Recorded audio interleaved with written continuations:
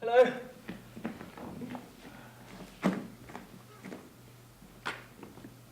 Ladies and gentlemen, thank you ever so much for inviting me here today to your symposium.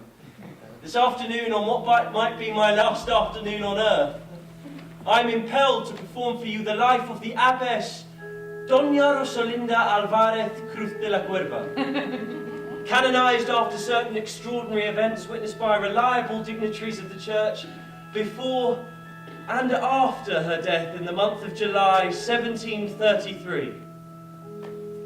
I give you Saint Rosalinda, a saint indeed. I watched people come from far and wide to make pilgrimage to her tomb. It wasn't easy for me to stomach, not after what I had seen, what I had done. And on that day I got down on my knees and I prayed to God that I would have the strength to tell the whole truth about this wonderful and terrible woman. So here we are. I knew the truth because I was her confessor, you see. I had unlimited access to the workings of her dark and twisted soul. For this, and for speaking out against her canonization, I've already paid a heavy price. I've been excommunicated, my name tarnished, telephones tapped, credit cards blocked, and pursued by the Church. One day they'll catch up with me, and I'll be burnt at the stake for sure. But enough about me.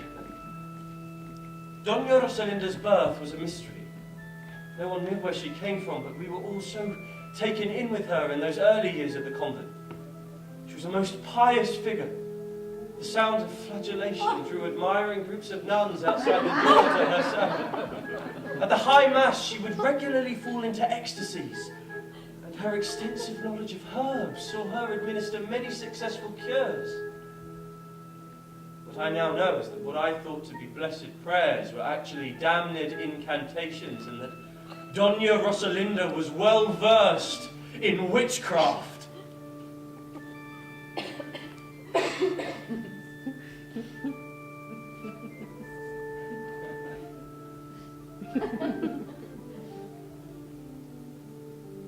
But that's not all. A letter from her friend, the Archbishop of Trèves-les-Frères, who she addresses as my rampant wild pig, suggesting a friendship of some intimacy beyond that expected of nuns. But that is nothing to what follows, no. The letter speaks about the secret opening of a tomb in Nineveh, known to be the last resting place of St. Mary Magdalene. Let me read a little for you. The ointment on the left side of Magdalene's mummified body contained secrets that could discredit all the Gospels. I could confirm that Magdalene was a high initiate in the mysteries of the goddess, punished for selling certain secrets of her cult to one Jesus of Nazareth. Ladies and gentlemen, this is beyond blasphemy. But that's not all. Following the death of our beloved Mother Superior under mysterious circumstances, the next thing we know, Doña Rosalinda is running the convent, after which it underwent many changes. Nuns. Can't live with them. You can't live with them. The darkest hours of the night, the chapel became the scene of orgiastic dancing and strange chants in unknown tongues, weird costumes, feasting and pageantry became the general order of the day. It was a shocking and terrifying time. Once, through the ample keyhole of Doña Rosalinda's apartment, I spied Doña Rosalinda and the bishop inhaling the musk de Magdalene, the very ointment they had spoken about in their letter. They became so saturated with the vapours, they were surrounded by this pale blue cloud of aura and slowly levitated into the air. While below them was a tray of Turkish delight, on which they both gorged. Modesty forbids a full representation of the aerial acrobatics which followed.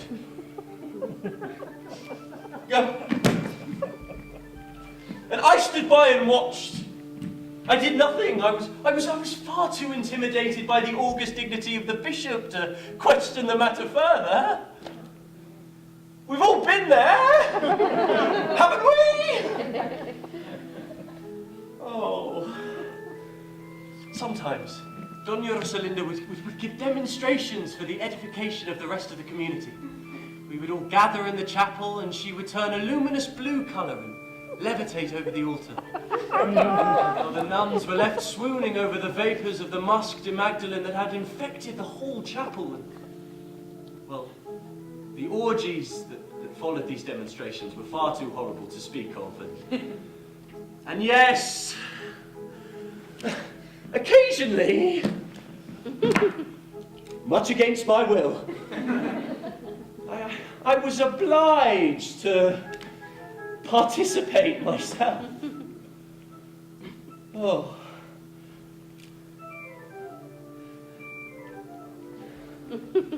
On and on and on this continued, until the Archbishop got terribly sick and had to leave to recuperate in Avignon. Dona Rosalinda, no longer in a festive mood, returned to the secrecy of the octagonal tower, which she had filled with books and strange instruments to pursue her diabolical studies. Thereafter, chapel returned to a more peaceful disposition. Summer and winter passed before we had any news of the bishop. But by early January, Dona Rosalinda had become restless. She had taken to riding out into the night, disguised as a gentleman, with a short, reddish beard. Well, she would careen in the middle of the night, atop her black stallion, homunculus. I would watch her ride out into the night and wonder what she was looking for. Finally, a letter arrived from the bishop and everything was made clear. He said that he'd overheard a group of choir boys say that when they were in Ireland, they'd overheard a conversation about a secret order of Knights Templar in possession of the Holy Grail.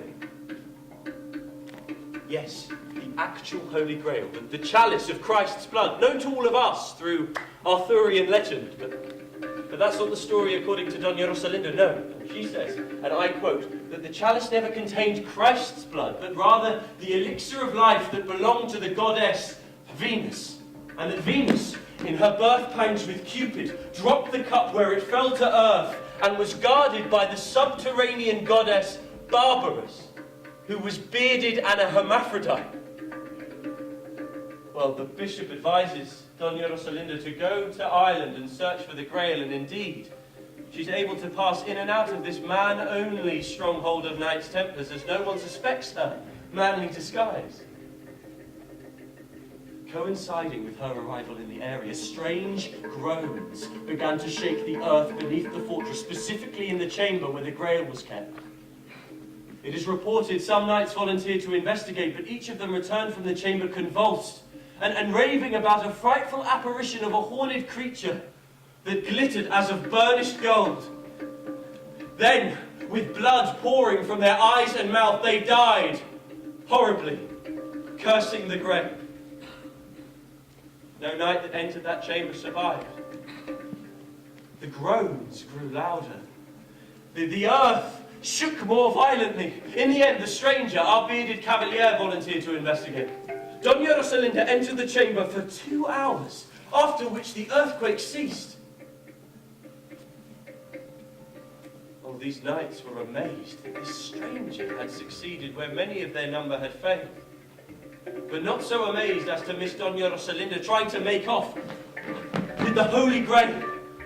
Who was this horned apparition? What did they do together in the chamber? And then why was it so important for her to get that cup?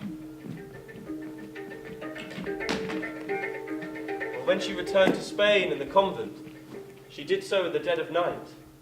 And although she was swathed in a long cloak, well, it was impossible not to recognize the fact that she carried an enormous belly. Almost twice the size of a normal pregnancy. Immediately she was taken to the confines of the octagonal tower, and it was on the 3rd day after her arrival that I was sent for. Oh, what I saw was a terrible sight. Doña Rosalinda had swelled to such an enormous size as to resemble a small whale, and had turned coal-black. She slowly levitated into the air, and then a sudden quaking shook her body, and then an explosion so violent I was thrown against the wall. Heavy fumes filled the chamber, and all that remained of the abbess Doña Rosalinda Alvarez Cruz de la Cuerva was a tiny morsel of damp black skin, no bigger than a pocket handkerchief. Still reeling from the shock of this most awesome spectacle, I did not at once notice a small luminous figure suspended in the air. A short period passed before I recognized a winged boy carrying bow and arrows, Cupid, hovering above where the body had lain.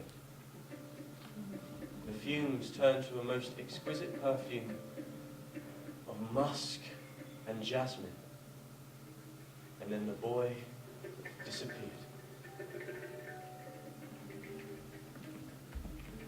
Ladies and gentlemen, those that were present had sworn they had seen an angel.